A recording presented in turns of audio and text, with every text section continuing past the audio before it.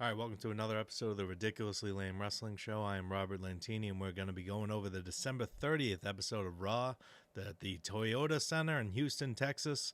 This is the final episode of Raw on the USA Network. The Red Brand's moving to Netflix next week, and the show is going to be headlined by CM Punk versus Seth Rollins on Netflix next week. That match cannot come soon enough, especially after tonight's promo.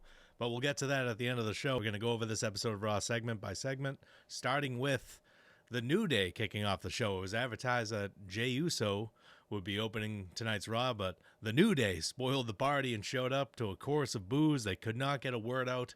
Jey Uso showed up and interrupted them to an unbelievable pop. You can say what you want about Jey Uso. Maybe you're not a fan of his, but I am. And man, does he generate a reaction from the crowd and bring a whole different vibe and energy to the show whenever he's on it. It's crazy. But he interrupted. The Xavier Woods and Kofi Kingston were trying to get Jey Uso to talk to the crowd for them. They were like, look, tell them how long we've known you and how long we go back, and just trying to get the crowd back on their side. It's not going to happen. Jey Uso just started a New Day sucks chant, and they left. But Xavier Woods told Jey Uso to watch his back, so they're teasing a rivalry there. Jey Uso then went to cut a promo, but he was immediately interrupted by Solo Sikoa and the Bloodline from the Jumbotron, not in person, just cutting a promo about his match against Roman Reigns next week, the Tribal Combat match on Netflix. He said, Roman Reigns is never getting the Ula Fala back, and he's going to defeat him, and that after that, everyone will acknowledge him. And Jey Uso, once again, was about to cut his promo, and then Drew McIntyre showed up this time from behind and leveled Jey Uso with a clothesline. Security rushed the ring. It was broken up, but Drew McIntyre got in the ring again and leveled him with a Claymore. And then later on Raw, Adam Pearce announced that Drew McIntyre will face Jey Uso in a singles match next week on Raw. So a stacked card for the Netflix debut show. We got Roman Reigns versus Solo Sikoa, Rhea Ripley versus Liv Morgan, Jey Uso versus Drew McIntyre, CM Punk versus Seth Rollins. I mean, holy shit. I think John Cena is going to be making an appearance. It's going to be a huge show next week. But after that exciting opening to Raw, I thought the next segment was a complete dud. Otis versus Chad Gable. Before the match, American Made were interviewed backstage, and Chad Gable cut a promo, and then Julius Creed was like, we're not just born in America. And Brutus Creed's like, we were made in America. And Ivy Niles like, we're American made. It was cringe. It's just the whole American made experience has been cringe so far to me. This is not what I envisioned when Chad Gable left Alpha Academy. He would have been better served to just stay in Alpha Academy at this point. But Otis versus Chad Gable, a match 6 months too late. And it was an okay match. The crowd was into it, but they would have been much more into it earlier this year. And American Made kept getting involved. And Ivy Niles brawling with Maxine Dupree ringside. And she gets in the ring and distracts Otis. Chad Gable locks in an ankle lock. And Otis tapped. So, I mean, where do you go from here? Like, with Otis, I mean, you might as well just disband American Made. As Chad Gable just walked through them. I don't understand why. I don't understand. They just missed the boat with Otis versus Chad Gable. I don't understand where they go with Otis now. He tapped out. He doesn't have any leg to stand on to request a rematch, so this rivalry's over. R-Truth was supposed to face Pete Dunne, but Pete Dunne attacked him during his entrance, so that feud will be continuing forever. Because I guess R-Truth just keeps calling Pete Dunne Butch, and we're just never going to move on from it. Women's IC title semifinals were tonight, so we know the finals after tonight's show. Dakota Kai versus Zoey Stark. I was rooting for Zoey Stark in this match, to be honest with you, but she wasn't going to win. Dakota Kai picked up the victory. She's never won a singles title in WWE, which is crazy to me. She's been here for years, never won a singles title, so I feel like she might be the winner. She might be the one who's going to become the inaugural Women's Intercontinental Champion, but I will also be rooting for Dakota Kai's opponent in the finals, but we'll get to that match in a little bit. Judgment Day versus Damian Priest and the War Raiders is Carlito, Finn Balor, and Dominic Mysterio versus Damian Priest and the World Tag Team Champions. I could not have cared less about this match. The alliance of Damian Priest and the War Raiders does nothing to me, and we got 10 minutes of entrances. We got the Judgment. Oh, that's what I wanted to talk about. No longer the Judgment Day coming to the ring to the altar bridge the other side. Now they have like a rap song, which totally doesn't fit them at all. I don't know. It just was terrible. I hope they just reverse that decision, but something tells me they're not going to. But their new theme absolutely sucks. And this match kind of sucked too. There was a cool spot in Ivar hitting a splash outside the ring onto McDonough against the barricade. But in the end, Damian Priest pinned Dominic Mysterio. Finn Balor tried to injure Priest after the match with a chair, but the War Raiders made the save. I mean, whatever. Like, I want Damian Priest to get as far away from the Judgment Day as possible. If you're going to have one more match against Finn Balor, get it over with already. I'm just bored with Damian Priest and the Judgment Day. It's just been going on and on. It's been happening since SummerSlam. It's, we're almost January 2025 here. Let's turn the page. We got another Pentagon Jr. vignette. It was just all but confirmed it with the mask. I'll throw it up behind me. It's definitely Pentagon Jr., so he's just going to be a single star, it seems, for a while, till the Rey Fenix AEW drama dies down, or I don't know when Rey Fenix will be let out of his contract, but it's definitely Penta now. There's no question. Ludwig Kaiser cut a promo tonight. He was going to introduce Gunther, but said he was just talking about himself. He was because Gunther in recent weeks been telling Kaiser, you got to believe in yourself, man. You got to go out there and take it.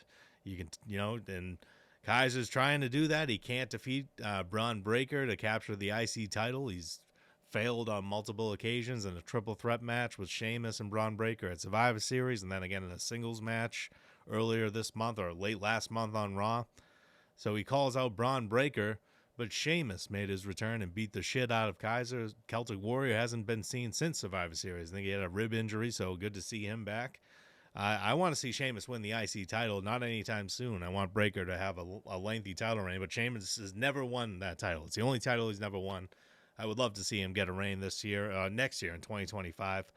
But Ludwig Kaiser versus Sheamus will be a brutal match. They'll beat the hell out of each other, and I'm looking forward to it. The other semifinals match in the women's IC title tournament, Lyra Valkyria versus Io Sky. It was supposed to be Kairi Sane, but Pure Fusion Collective attacked Sane, ruling her out of the tournament. Io Sky has replaced her and has advanced to the semifinals, facing Valkyria tonight, who made it to the finals of the Women's King of the Ring in May in Saudi Arabia and lost to Nia Jax. So she's made it to the final. I'm just spoiling it now. She made it to the finals. She won this match.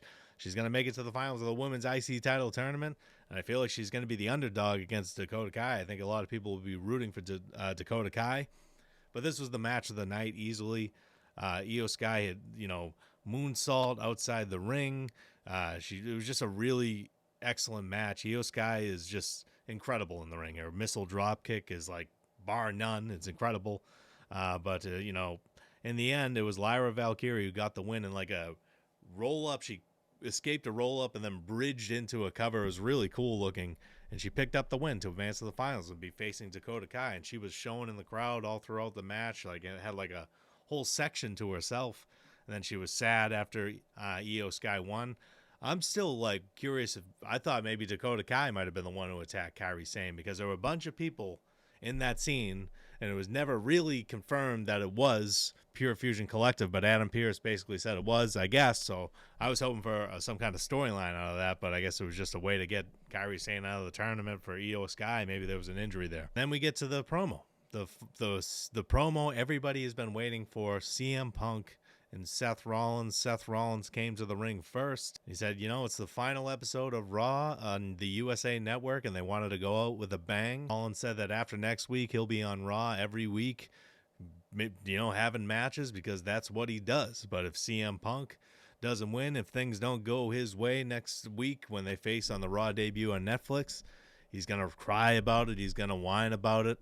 Maybe he'll take another decade off. He said, Punk took his ball and went home in the past, and then Punk interrupted, and that line really pissed Punk off. He said it was a very cliche of Rollins. And, did Stone Cold Steve Austin take his ball and go home?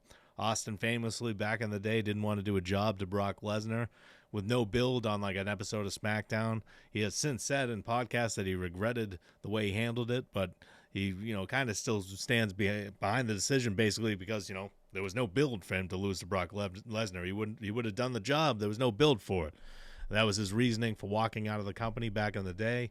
Rollins referenced it, and Punk said, did Stone Cold take his ball and go home? And they said, then he added, I haven't seen the man, Becky Lynch, who was Rollins' wife in real life. I haven't seen her around in a while. Has she taken her ball and gone home? Rollins was saying, Punk abandoned this place and took shots at the company. And he said this a few times that, Punk wanted to see WWE burn to the ground without him.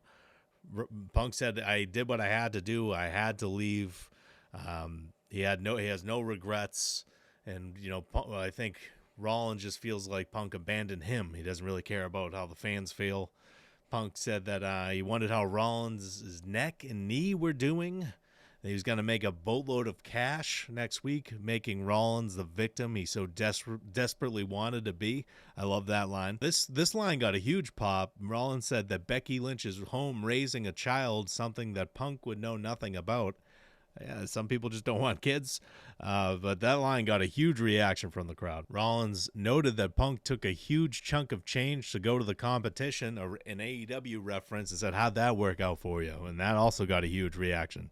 So Rollins is winning the promo so far. Punk said that he had to leave and that Rollins wouldn't be here if it weren't for him, and that he hated the guy who was in charge. So a Vince McMahon reference, and he said that, but he loved you. He said that, Vince McMahon loved Rollins, and Rollins during this moment said, watch your mouth, like under his breath. It was on camera. He just, watch your mouth.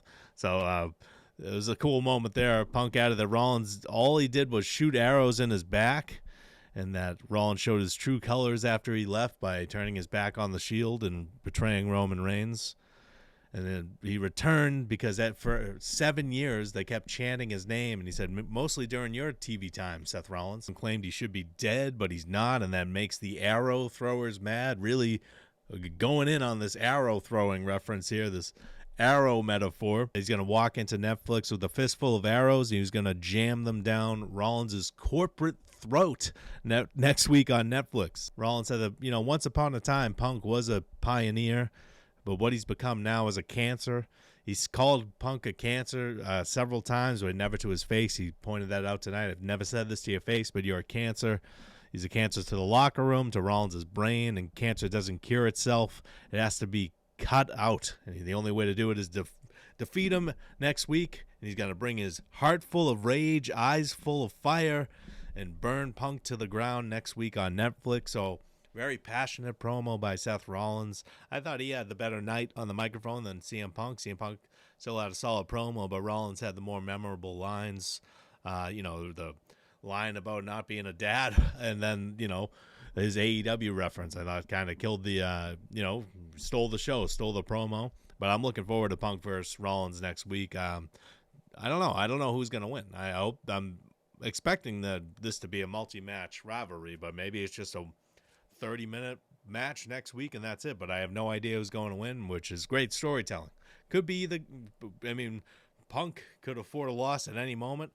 Seth Rollins as well. They're both, made men. So we'll see. But that's going to be a hell of a show next week in Los Angeles. And thank you so much for watching this week's Raw review. I'll have another show on Wednesday for the Dynamite review. And if you have not subscribed, please do so.